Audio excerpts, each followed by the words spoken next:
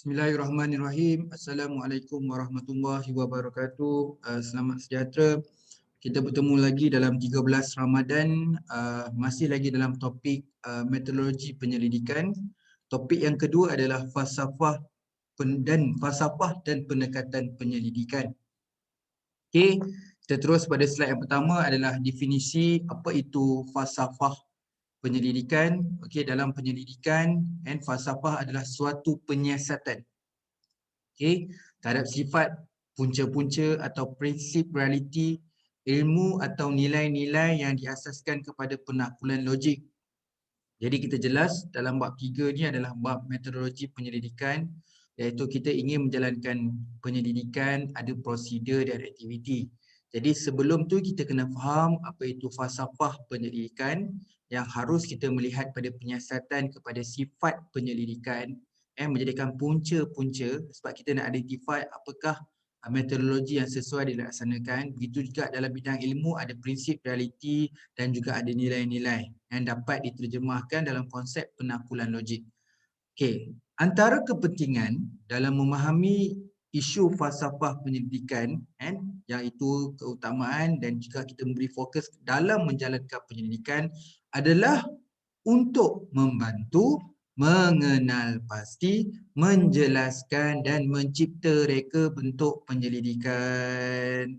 Okey, reka bentuk penyelidikan atau research design yang kita telah discuss pada 12 Ramadan adalah satu proses aktiviti ataupun langkah demi langkah daripada mula sampai habis dalam sebuah penyelidikan. Jadi proses awal proses kita melaksanakan sehinggalah melibatkan beberapa aktiviti proses mengikut susunan yang bersesuaian hingga kita dapat jermakan sebuah data tu dapat dikumpul dan dianalisis sehingga mendapat finding. Jadi proses penyelidikan, jadi falsafah penyelidikan harus dikenal pasti untuk melihat kepada kesesuaian sesuatu penyelidikan, pemilihan strategi penyelidikan yang bersesuaian dalam kita menjawab objektif dan persoalan kajian seterusnya kepada penyataan masalah. Okey, jadi dalam yang pertama falsafah utama dalam penyelidikan, kita mulakan dengan andaian utama falsafah. Okey, dalam beberapa kajian ataupun setiap falsafah ini ada beberapa andaian. Biasa kita bincang adalah 3 andaian ni. Okey, andaian pertama adalah ontologi, kemudian kita akan cover epistemologi dan juga axiologi. Okey, untuk ontologi sifat hakikat yang realiti ataupun dipanggil sifat hakiki realiti. Persoalan dia, apakah yang dianggap sebagai realiti supaya ia boleh distrukturkan sebagai suatu jenis ilmu. Okey, ontologi ni kalau kita bincang dalam konteks kuanti dan kualitatif, kita boleh katakan dalam kuantitatif, kita ringkaskan So kuantitatif kebiasaan kajian melibatkan positivism. Sebaliknya kualitatif kita guna interpretism. Okey, dalam kuantitatif positivism ni melibatkan benda yang real facts atau realisme ataupun fakta sebenar. Jadi kalau kita nak buat penyelidikan dalam kuantitatif, sifat hakiki realiti ni, ontologi itu, kita mengkaji sesuatu benda yang kita dah tahu, ada faktanya, ada teorinya. Okey, sebaliknya interpretism, kalau positivism adalah real fact atau realisme, tetapi interpretism adalah idealisme, tidak ditetapkan tetapi dibina secara rasional. So kita tidak menguji kita tidak merujuk pada fakta sebenar tetapi kita membina secara rasional building. Okey, yang kedua selepas ontologi adalah epistemologi. Bagaimana ilmu realiti itu dapat dibangunkan ataupun epistemologi itu adalah ilmu realiti yang boleh diterima. Kalau kuantitatif bawah positivism dia bersifat objektif. Jadi macam mana ilmu tu bersifat objektif yang mana ada faktanya, ada bilangannya dengan melaksanakan strategi penyelidikan sama ada tinjauan, survey, eksperimen. Tetapi interpretism sebalik lawan pada objektif adalah subjektif. Yang ini dapat diperkukuhkan lagi epistemologi dengan penerangan selepas ni iaitu pendekatan penyelidikan iaitu objektif merujuk pada kuantitatif dan subjektif merujuk pada kualitatif. Jadi yang poin kedua ni epistemologi adalah ilmu realiti itu boleh diterima. Tadi sifat hakikat. Hakikat realitinya apa yang kita nak kaji ni dia bersifat fakta atau faktor benda perlu dibina dari segi sosial dia. Tidak dapat ditetapkan fakta dia. Itu peringkat dia masih idealism. Tapi this is a real facts. So real fact lebih sesuai untuk konteks falsafah positivism untuk dijalankan kaedah kuantitatif, sebaliknya idealism untuk kualitatif. Begitu juga dengan epistemologi, sejauh mana ilmu realiti itu dapat dibangunkan, dapat diterima. Kalau ilmu itu bersifat objektif, lebih sesuai untuk positivism, untuk kuantitatif, dan interpretism sekiranya subjektif dalam kualitatif. Okey, yang ketiga adalah oziologi. Okey, peranan sifat nilai penyelidikan. Kat sini keyword dia adalah nilai penyelidikan. Kalau kita buat dalam kuantitatif, dia bersifat saintifik dan sistematik, dipanggil bebas nilai. Tetapi untuk kualitatif, interpretism dia padat nilai. So dalam kualitatif dia ada beberapa nilai yang perlukan penafsiran dan pengalaman. So orang yang buat kualitatif dengan turun fieldwork, dia menjadi instrumen kajian, dia mendapat pengalaman. Okey, sebaliknya positivism very structured. So dia memang satu kajian yang sistematik, dapat diterjemahkan keluar dalam bentuk numerical atau statistik yang dapat diterjemahkan dalam scientific dan systematic. Jadi bahagian ini penting, bahagian ini perlu ditulis dalam bahagian research design ataupun bahagian research paradigm. Untuk bahagian falsafah penyelidikan, wajar untuk kita cerita sifat hakiki realiti ataupun ontologi, ilmu yang boleh diterima atau realiti yang boleh diterima, epistemologi, dan juga peranan sifat nilai penyelidikan oziologi. Jadi ontologi, epistemologi dan oziologi perlu difahami untuk diperbincangkan dalam bahagian research design dalam bab metodologi.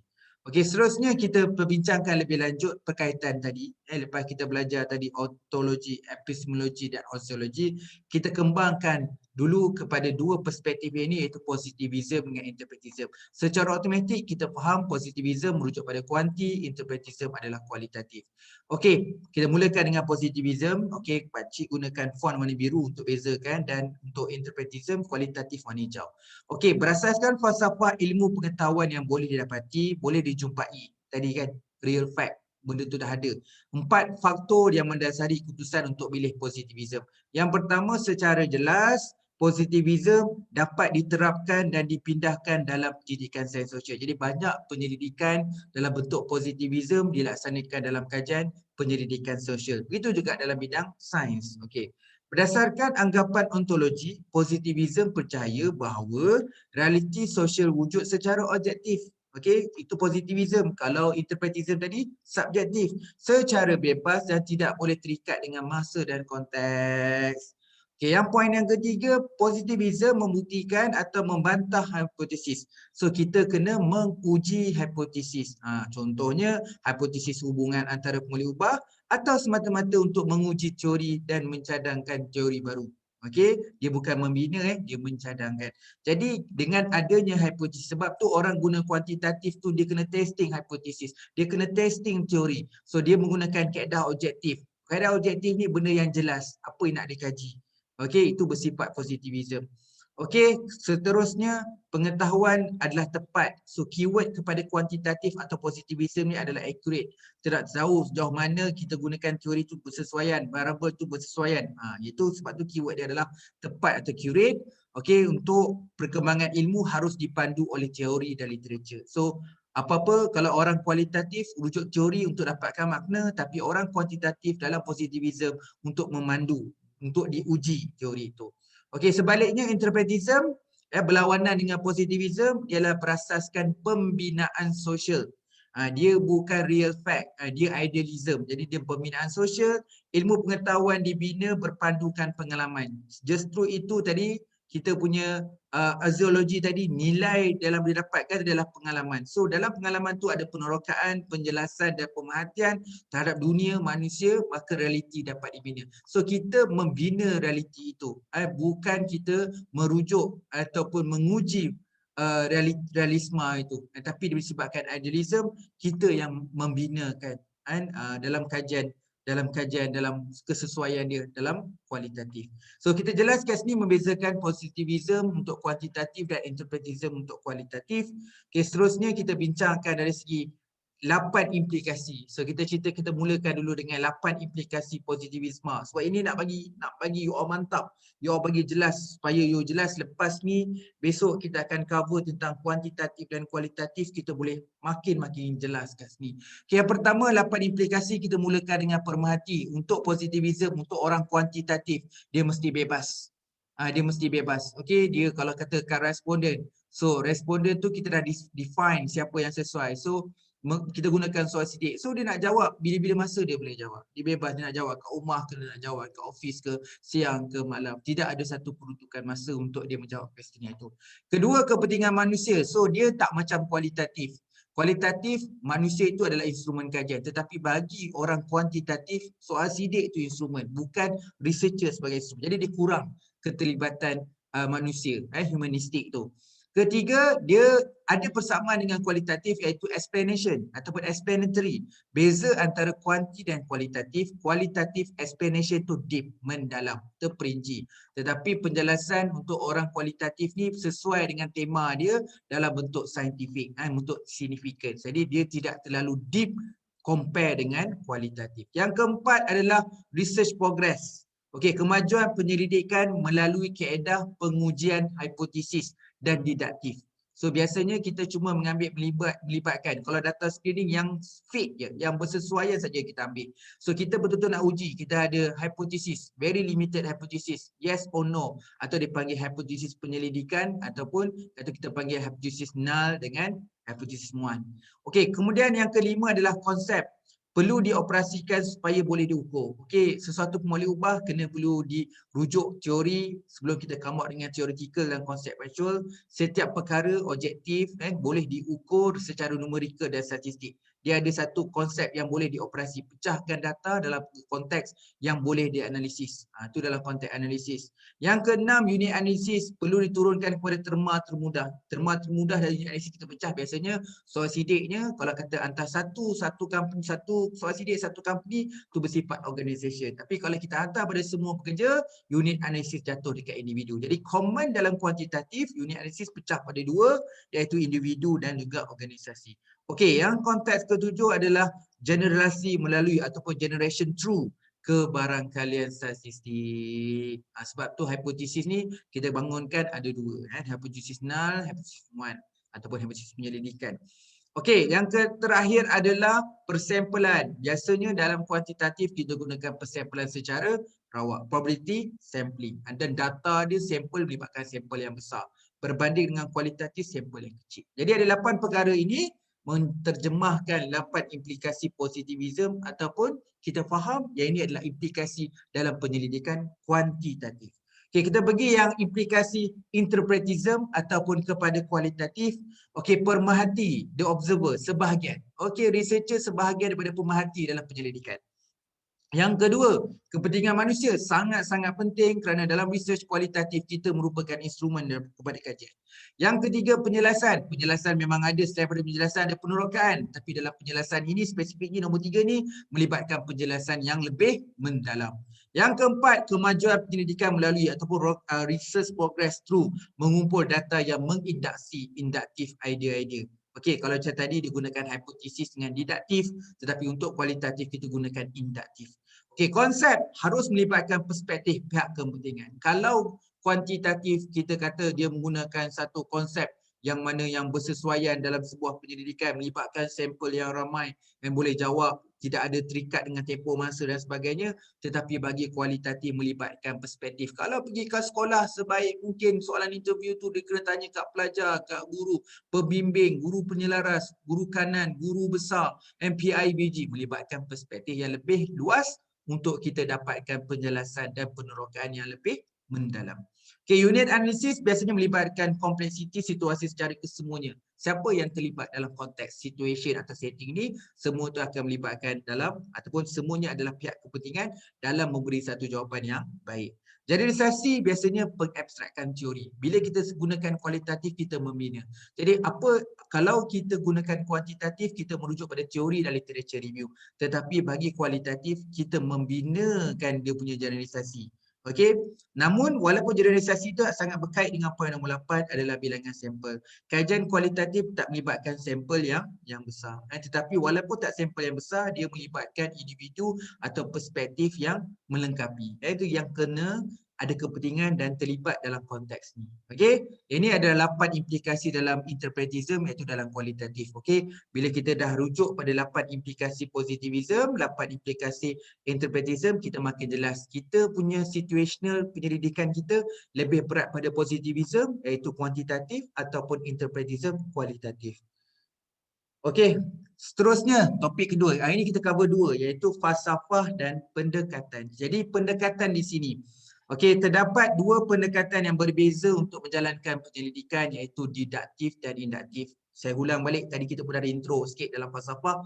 Didaktif untuk kuantitatif, induktif untuk kualitatif. Bahasa paling mudah, bila sebut didaktif dalam kuantitatif, kita banyak melibatkan prinsip delete, remove dalam penyelidikan dia. Kalau data tu data tak fit, reject, remove. So data tak bertaburan normal, reject, remove. Okay, berbeza dengan kualitatif, induktif. Induktif salah satu komponen untuk kita faham tentang kualitatif adalah memperkayakan. Memperkaya. So memperkaya tu kita dengan bila melibatkan penambahan interview, orang yang kita interview tu dalam kuantiti dari seorang ke seorang, makin lama dia memperkayakan maklumat. Namun demikian, selain daripada didaktif dan induktif, kita ada juga untuk mixed method yang dipanggil abduktif. So untuk abduktif atau abduction ni combination antara kuantitatif didaktif dan juga kualitatif untuk induktif.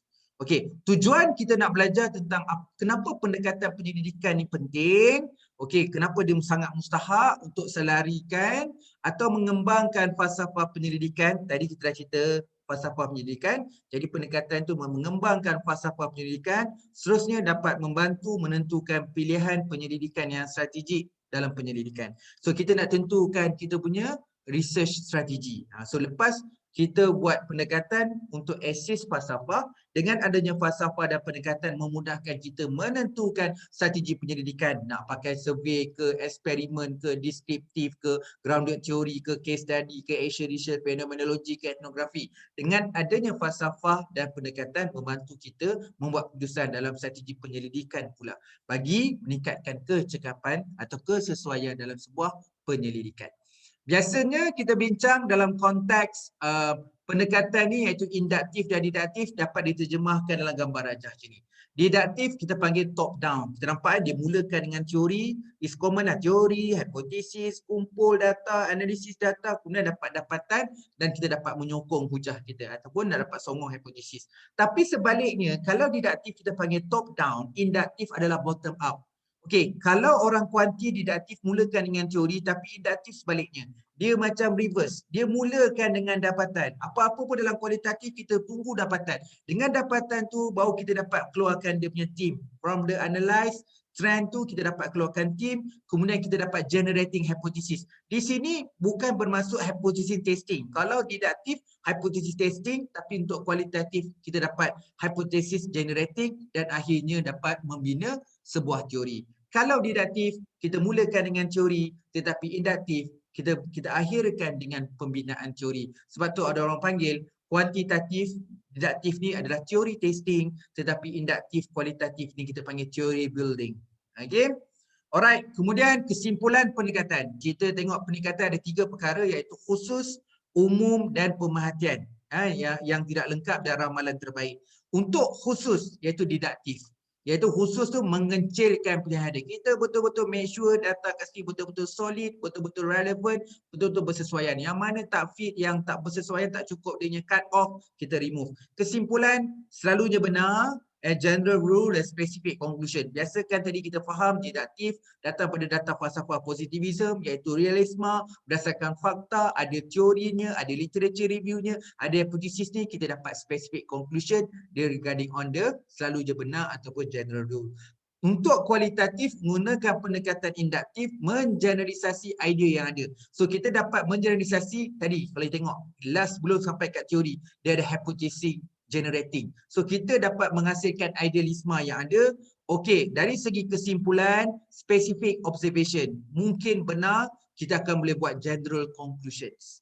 Okey, dalam bentuk, okey, walaupun jangan terlalu confuse specific conclusion, general conclusion. Kalau tengok kuanti bagus ke specific conclusion? Okey, dalam satu-satu keadaan, dalam sudut numerical dan statistik, kita kena dapat data yang accurate. Contohlah kurang daripada 0.05 significant. So dalam bentuk scientific and significantly. Tetapi dalam konteks induktif, penerangan kita, hujah kita dapat diperjelaskan secara lebih mendalam, lebih baik. Itu dapatkan general conclusion. Walaupun from idealism, kita dapat tengok specific observation dan kemudian dapat general conclusion. Okey. Disebabkan dua pendekatan ini, iaitu induktif dan deduktif atau kuantitatif dan kualitatif, dalam satu keadaan dia perlu saling, orang kata saling lengkap dan melengkapi. Dengan pemerhatian yang tidak lengkap, kita perlu ada sokongan dia. Kekurangan dalam numerical perlu disupportkan dalam bentuk subjective matters. Okey. Abduktif, itu gabungan antara induktif dan deduktif. Maksud abduktif untuk orang mixed method. Fungsi mewujudkan ruang untuk penjanaan idea baru. Melalui combination tu, tak kisahlah dia jadi explanatory atau explanatory. Kalau explanatory berat dekat kuanti, kalau exploratory dia berat dekat kualitatif. Kesimpulan dia, dengan menggunakan abduktif, penjelasan jadi lebih terbaik. Incomplete observation, dengan observation yang tidak lengkap tu, akhirnya dapat jadi best prediction. Okey, bila kita buat kualitatif, kita buat observation kita ada kekurangan, dengan masuknya deduktif, kita akan jadi best prediction dalam abduktif. Jadi deduktif secara khususnya dapat mengeluarkan daripada specific conclusion. Induktif dengan adanya explanatory dan explanatory, kita boleh buat general conclusion okey dengan baik. Gitu juga abduktif, kekurangan dalam satu kaedah method ditampung oleh another method supaya dia jadi daripada incomplete observation boleh jadi best prediction. Okey, itu saja perkongsian kita untuk bahagian falsafah dan pendekatan. Sekiranya ada kekurangan dan kesilapan, Pakcik mohon maaf. Okey, kita dah sampai ke bahagian yang metodologi. Justru dia punya continuity. Kalau you tengok asas dalam metodologi, susunan dari segi research flow. Sebab tu kita ni sebelum buat research, kita kena faham betul-betul kita punya research design. Hari ni cover falsafah dan juga pendekatan. Okey, secara asas biasa dalam penyelidikan kita ada dua, kuantitatif dan kualitatif. Sejauh mana dua perkara ni perlu diseimbangi, perlu ditentukan mana yang sesuai dalam menjawab setiap objektif persoalan dan hipotesis dalam kita punya sebuah penyelidikan. Lagi sekali Pakcik ucapkan terima kasih kerana sudi untuk terus bersama dalam siri Ramadan ni. Kita dah sampai ke 13 Ramadan. Kita jumpa lagi untuk kursus yang bahagian yang seterusnya dalam metodologi pada esok hari pada 14 Ramadan. Terima kasih. Assalamualaikum dan selamat sejahtera.